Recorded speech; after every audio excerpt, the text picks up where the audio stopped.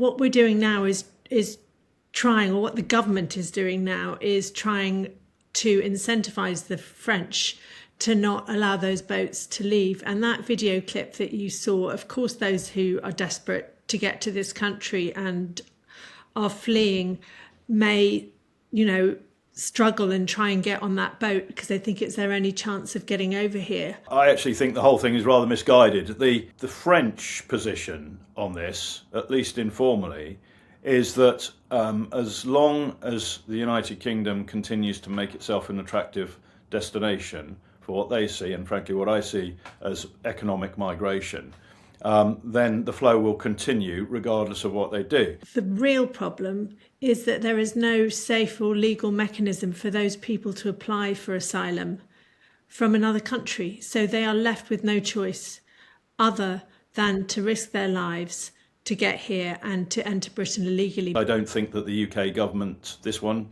previous governments, I don't think their approach has dealt with the problem. It's been a very it's been very much from the point of view of the politics in the UK without a strategic understanding and grasp of the whole dynamic of the migration problem. Probably the fastest way of solving this problem is to provide safe and legal mechanisms. Britain could say to those migrants in France and those asylum seekers, because obviously there are a significant number of asylum seekers along with those who are simply seeking better outcomes economically for their family. They could say, well, you can apply from France, and then we would let in those that have a genuine claim and not let in others. So it's all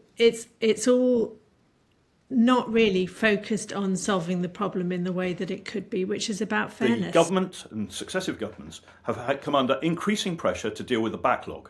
The backlog has been accelerated, and most of these people, we cannot prove their identity. We do not know their background. We are going simply off a claim that they have made that we can't disprove that they may have been persecuted or may be subject to persecution.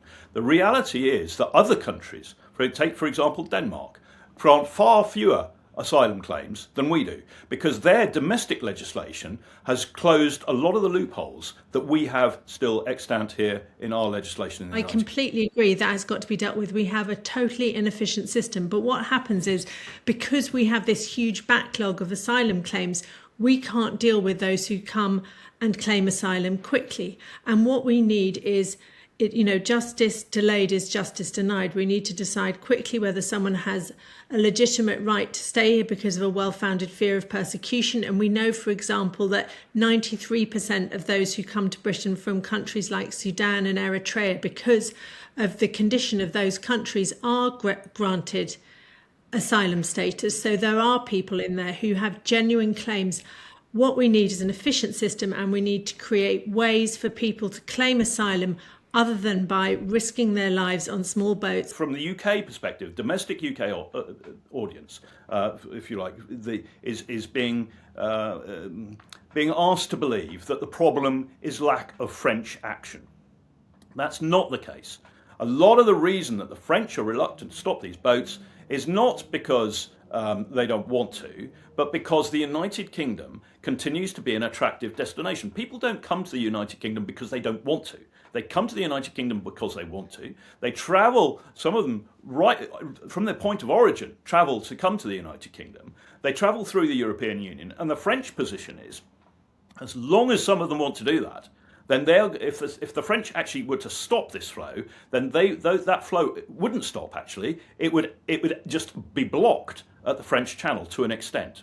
It would never be 100%. So their view is that they will be held sort of with this problem, a bit sort of build up behind the dam, if you like, or because the United Kingdom continues to fail to address its attractiveness. The system needs a complete rethink, and if you were to put justice and compassion side by side in how you reconfigure the situation, you would have a much fairer, a much more efficient system that treated those who are genuine asylum seekers with fairness and compassion, and that treated those whose claims have failed quickly, speedily and kindly. I'm all for compassion, and one of the difficulties with having these sort of conversations is that the implication is that people like me, who also factor in other concerns, are hard and lacking in compassion. And we try to have the conversation about how we should be compassionate to our own population, how we need to address our own housing shortages,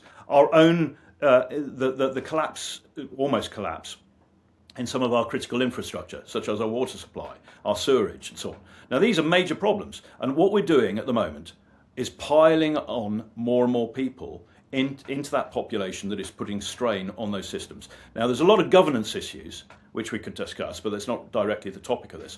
But when our public utilities and our services are straining and are under immense strain, and sometimes on occasion in certain localities a breaking point, we've got to be very careful about introducing more and more people. We also, because that's not compassionate, not towards anybody. And the other thing we've got to bear in mind is that we've also got... Can I just come in very briefly before you continue? Just to say that I think that there is a danger of conflating the massive problems we have with housing, infrastructure, water, and then somehow equating the causes of that with those seeking asylum. You see, that's where we go with this. I wasn't even implying that. Let's disambiguate those two. You've just said we can't have more people coming here because our housing crisis is immense, which implies that... I didn't blame them. Jennifer, this is the problem with these...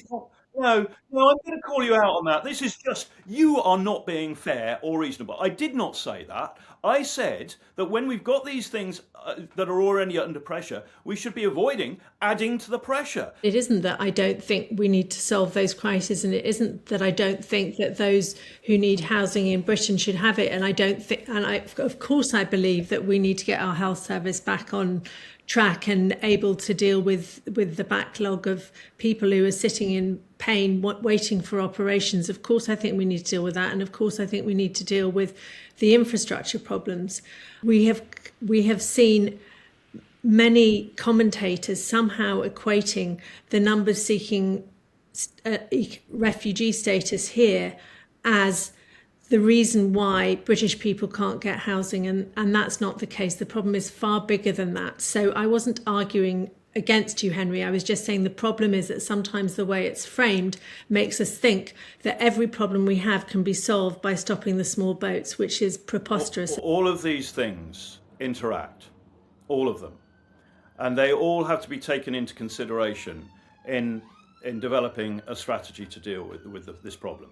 We have to take into consideration why people leave the places that they're leaving, including the organised crime element of marketing that movement to make money. There's all of the governance things that we're talking about with critical infrastructure and the pressure on the United Kingdom's sort of utilities and services. All of this needs to be considered, and including we've got to be far more sensitive, far more sophisticated, actually, is the word, when we come to really assessing people's asylum claims. We should not be, and we might agree or disagree on this, I don't know, Jennifer, we should not be in the business of granting asylum to an economic migrant because that economic migrant has spun us a story or because we can't disprove what they've said. We need to be getting a lot more clever about who we actually grant asylum to.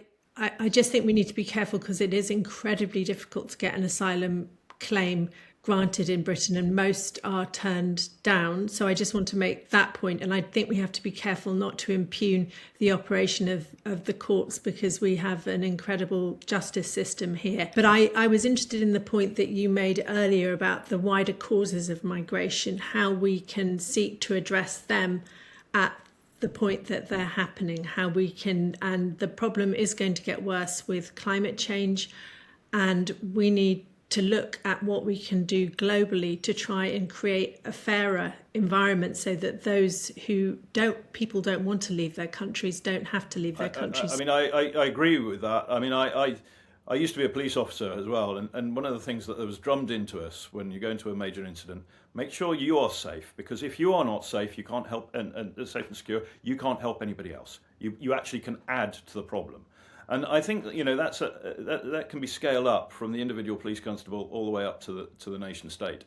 And I think we do need to make sure that we are on a firm, secure footing socially, in terms of the rule of law, in terms of the economy, in terms of housing, public utilities and services and so on. And at the moment, I think the majority of the British population would argue that we're going in the wrong direction there.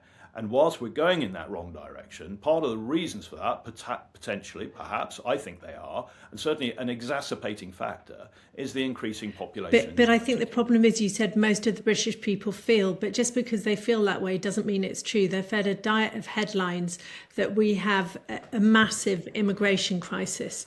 And compared with other countries, we don't. Look at Jordan. 1 in 4 of the population of this tiny nation state are refugees, and they act with incredible compassion to try and provide education and safe spaces for them. And I'm just saying that we need to keep it in proportion, that we're the 6th richest nation in the world. Nothing terrible is happening other than the fact that we have failed to invest in the infrastructure we need. We can't pin the blame on that, those who are seeking asylum here.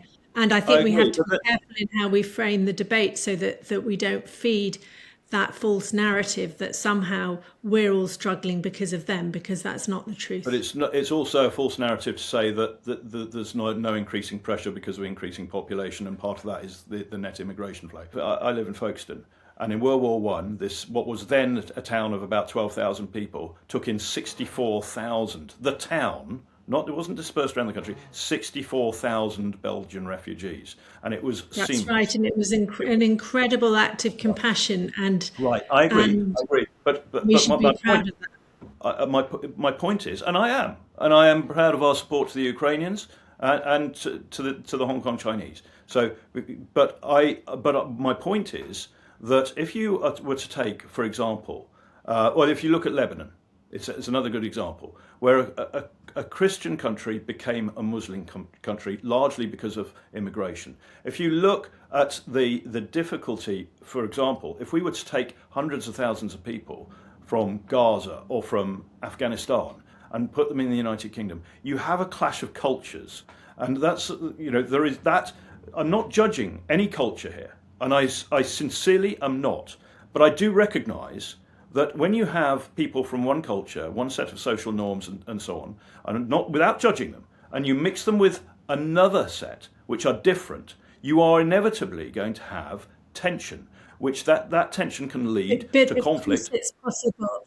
I'm speaking to you from central London, which is an incredibly multicultural city with people of all races and religions living very happily together. I think that the problem is that there is a suspicion and a fear on the part of the host community when you have an all-white British community, and that we need to have education systems and proper integration and all of those things. So it's just not impossible. That's all I'm saying. It has to be managed properly, and it's not a reason not to do it. And certainly, I think that our culture is far richer for what others bring.